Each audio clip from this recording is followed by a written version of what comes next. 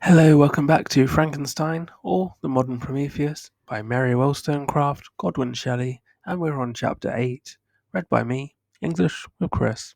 Let's get started. We passed a few sad hours until 11 o'clock, when the trial was to commence, my father and the rest of the family being obliged to attend as witnesses, and I accompanied them to the court. During the whole of this wretched mockery of justice, I suffered living torture. It was to be decided whether the result of my curiosity and lawless devices would cause the death of two of my fellow beings, one a smiling babe full of innocence and joy, the other far more dreadfully murdered, with every aggravation of infamy that could make the murder memorable in horror. Justine also was a girl of merit and possessed qualities which promised to render her life happy. Now all was to be obliterated in an ignominious grave, and I the cause. 1,000 times rather would I have confessed myself guilty of the crime ascribed to Justine, but I was absent when it was committed, and such a declaration would have been considered as the ravings of a madman, and would not have exculpated her who suffered through me. The appearance of Justine was calm. She was dressed in mourning, and her countenance, always engaging, was rendered by the solemnity of her feelings exquisitely beautiful. Yet she appeared confident in innocence, and did not tremble, although gazed on and execrated by thousands, for all the kindness which her beauty might otherwise have excited was obliterated in the minds of the spectators by the imagination of the enormity she was supposed to have committed. She was tranquil, yet her tranquillity was evidently constrained, and her confusion had before been adduced as a proof of her guilt. She worked up her mind to an appearance of courage. When she entered the court, she threw her eyes round it and quickly discovered where we were seated. A tear seemed to dim her eye when she saw us, but she quickly recovered herself, and a look of sorrowful affection seemed to attest her utter guiltlessness. The trial began, and after the advocate against her had stated the charge, several witnesses were called. Several strange facts combined against her which might have staggered anyone who had not such proof of her innocence as I had. She had been out the whole night on which the murder had been committed, and towards morning had been perceived by a market woman not far from the spot where the body of the murdered child had been afterwards found. The woman asked her what she did there, but she looked very strangely and only returned a confused and unintelligible answer. She returned to the house about 8 o'clock, and when one inquired where she had passed the night, she replied that she had been looking for the child, and demanded earnestly if anything had been heard concerning him. When shown the body, she fell into violent hysterics and kept her bed for several days. The picture was then produced, which the servant had found in her pocket, and when Elizabeth, in a faltering voice, proved that it was the same which, an hour before the child had been missed, she had placed round his neck, a murmur of horror and indignation filled the court. Justine was called on for her defence. As the trial had proceeded, her countenance had altered. Surprise, horror, and misery were strongly expressed. Sometimes she struggled with her tears, but when she was desired to plead, she collected her powers and spoke in an audible, although variable voice. God knows, she said, how entirely I am innocent, but I do not pretend that my protestations should acquit me. I rest my innocence on a plain and simple explanation of the facts which had been adduced against me, and I hope the character I have always borne will incline my judges to a favourable interpretation where any circumstances appears doubtful or suspicious. She then related that, by the permission of Elizabeth, She had passed the evening of the night uh, on which the murder had been committed at the house of an aunt Shane, a village situated at about a league from Geneva. On her return, at about 9 o'clock, she met a man who asked her if she had seen anything of the child who was lost.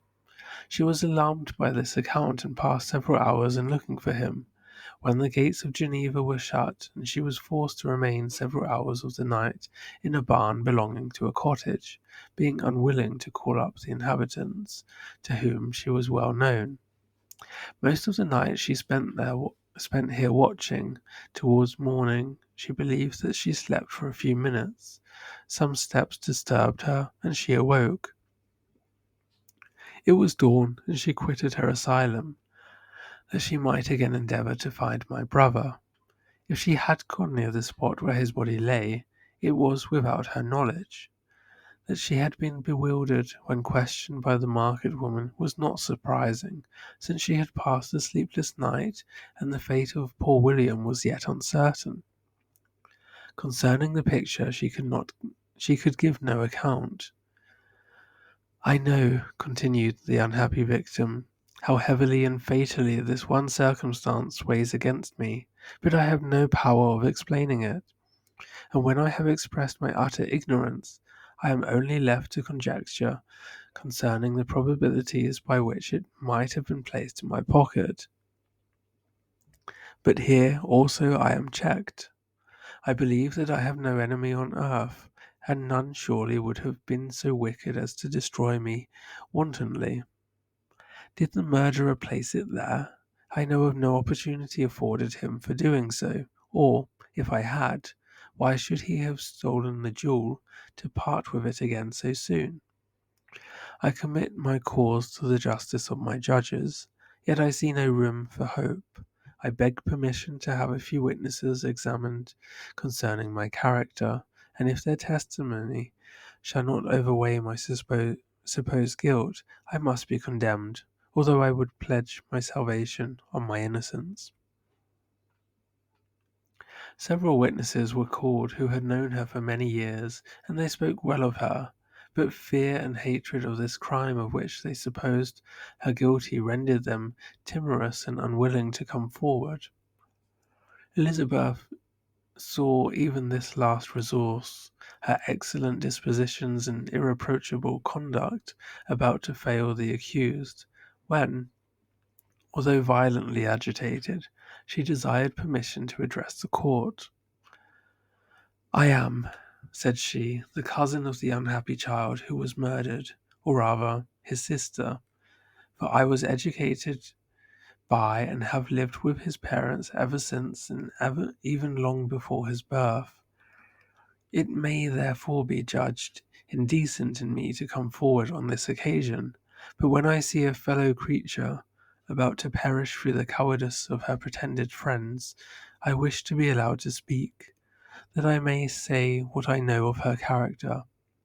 I am well acquainted with the accused. I have lived in the same house with her, at one time for 5, and at another time for nearly 2 years. During all that period she appeared to me the greatest affection, the most amiable and benevolent of human creatures. She nursed Madame Frankenstein, my aunt, in her last illness, with the greatest affection and care, and afterwards attended her own mother during a tedious illness, in a manner that excited the admiration of all who knew her. After which she again lived in my uncle's house, where she was beloved by all the family. She was warmly attached to the child who is now dead, and acted towards him like a most affectionate mother. For my own part, I do not hesitate to say that, notwithstanding all the evidence produced against her, I believe and rely on her perfect innocence. She had no temptation for such an action as to be the bauble on which the chief proof rests. If she had earnestly desired it, I should have willingly given it to her, so much do I esteem and value her. A murmur of approbation followed Elizabeth's simple and powerful appeal, but it was excited by her generous interference, and not in favour of poor Justine, on whom the public indignation was turned with renewed violence, charging her with the blackest ingratitude. She herself wept as Elizabeth spoke, but she did not answer. My own agitation and anguish was extreme during the whole trial. I believe in her innocence. I knew it. Could the Damon who had, I did not for a minute doubt, murdered my brother, also in his hellish sport have betrayed the innocent to death and ignominy? I could not sustain the horror of my situation, and when I perceived that the popular voice and the countenances of the judges had already condemned my unhappy victim, I rushed out of the court in agony. The tortures of the accused did not equal mine. She was sustained by innocence, but the fangs of remorse tore my bosom and would not forgo their hold. I passed a night of unmingled wretchedness. In the morning I went to the court. My lips and throat were parched. I dared not ask the fatal question, but I was known, and the officer guessed the cause of my visit. The ballets had been thrown. They were all black, and Justine was condemned. I cannot pretend to describe what I then felt.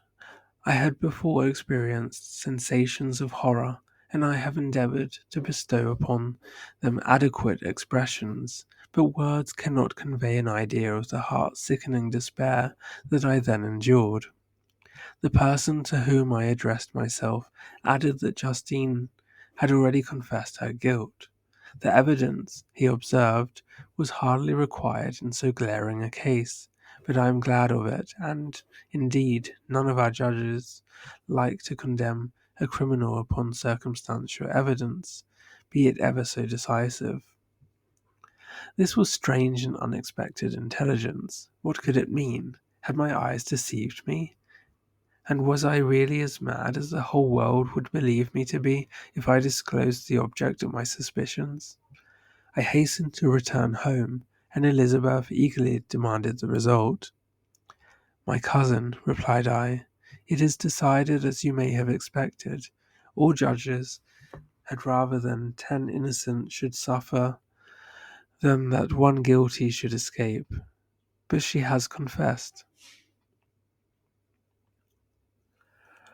This was a dire blow to poor Elizabeth, who had relied with firmness upon Justine's innocence. "Alas," she said, "how shall I ever again believe in human goodness? Justine, whom I loved and esteemed as my sister, how could she put on those smiles of innocence only to betray? Her mild eyes seemed incapable of any severity or guile, and yet she has committed a murder." Soon after we heard that the poor victim had expressed a desire to see my cousin, my father wished her not to go, but said that he left it to her own judgment and feelings to decide. "Yes," said Elizabeth, "I will go, although she is guilty, and you, Victor, shall accompany me. I cannot go alone." The idea of this visit was torture to me, yet I could not refuse.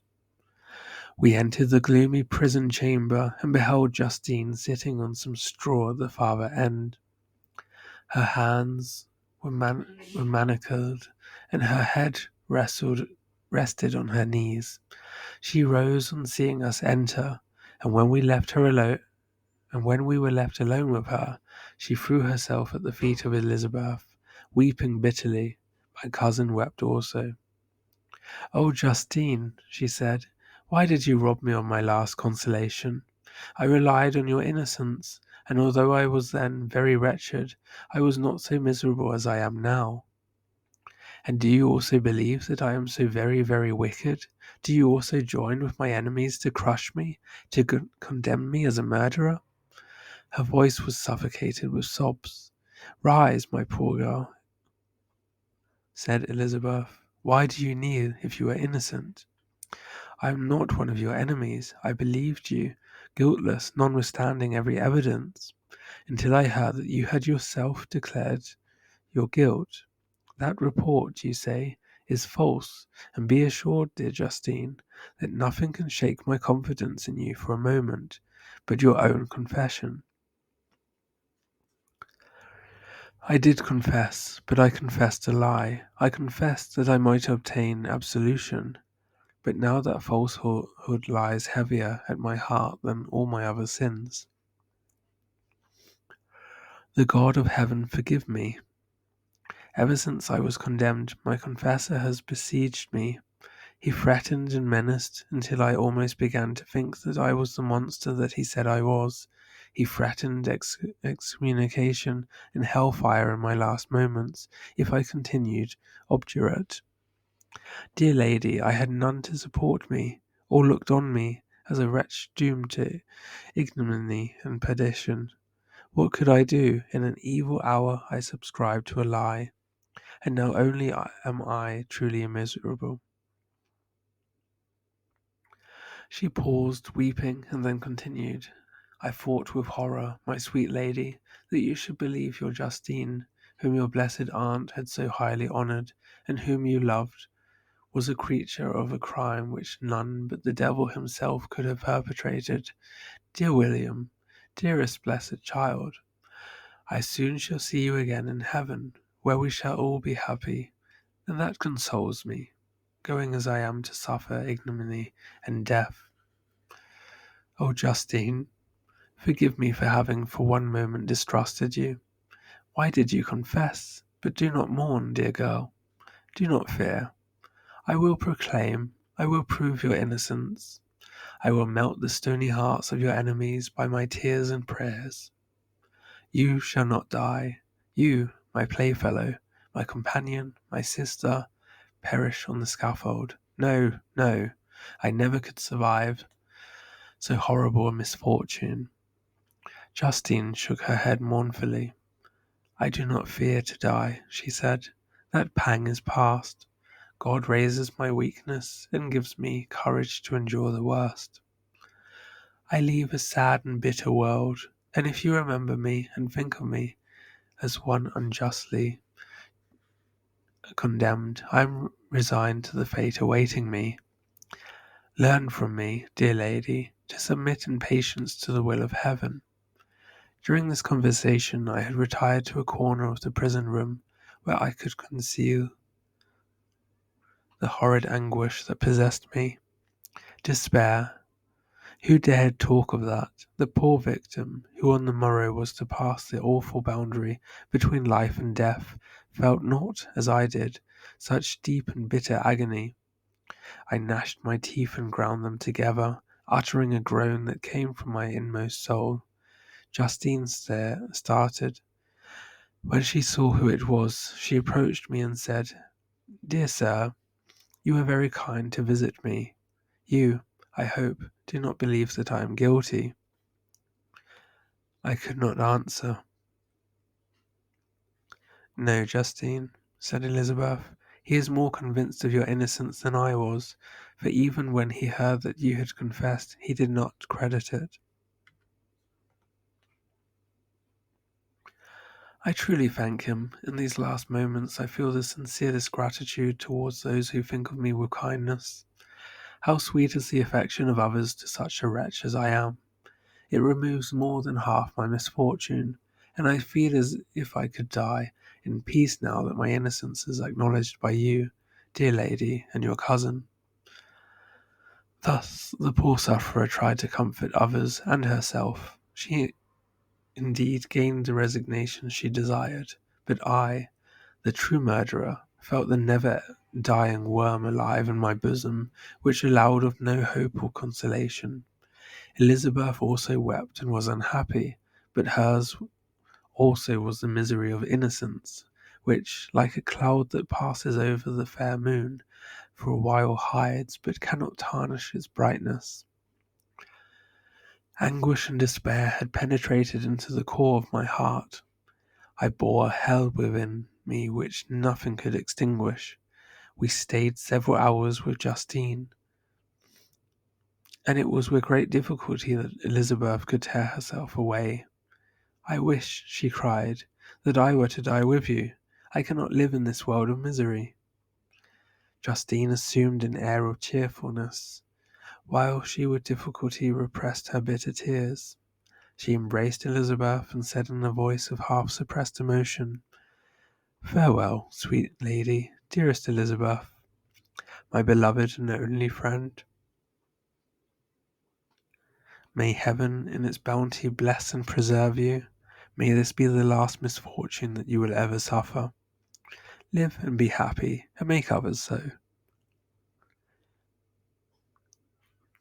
And on the morrow Justine died. Elizabeth's heart-rending eloquence failed to move the judges from their settled conviction in the criminality of the saintly sufferer. My passionate and indignant appeals were lost upon them, and when I received their cold answers and heard the harsh, unfeeling reasoning of these men, my purpose avowal died away on my lips. Thus I might proclaim myself a madman, but not revoke the sentence passed upon my wretched victim. She perished on the scaffold as a murderess. From the tortures of my own heart I turned to contemplate the deep and voiceless grief of my Elizabeth. She also was my doing, and my father's woe, and the desolation of that late so smiling home, all was the work of my thrice accused hands. Ye weep, unhappy ones, but these are not your last tears. Again shall you raise the funeral wail, and the sound of your lamentations shall again and again be heard.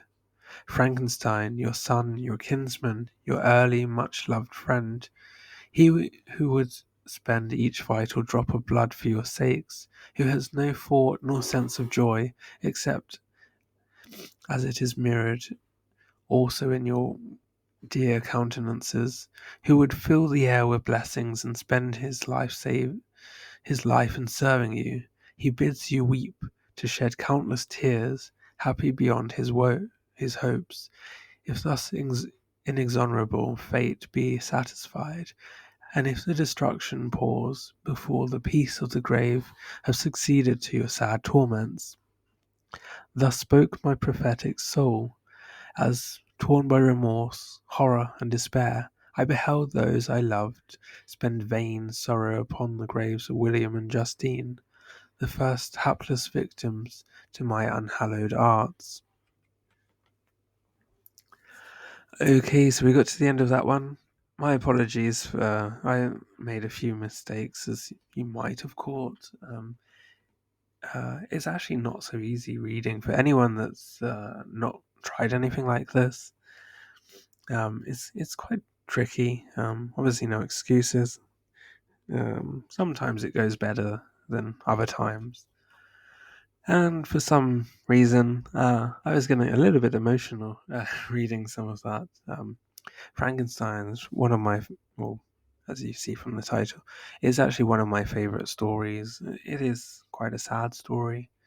But yeah, I guess I got a little bit choked up and didn't help. Anyway, I hope you enjoyed. If you did, please do subscribe if you're not already. If this is the first chapter you've heard, you can check out the previous chapters. They're all up there. And I've got some other stories that I've read. One to completion, and a few short stories which are also to completion, but they're much shorter. Okay, well, anyway, I hope you're all having a lovely weekend. Take care, all the best, and I hope to see you again soon. Bye for now. Bye bye.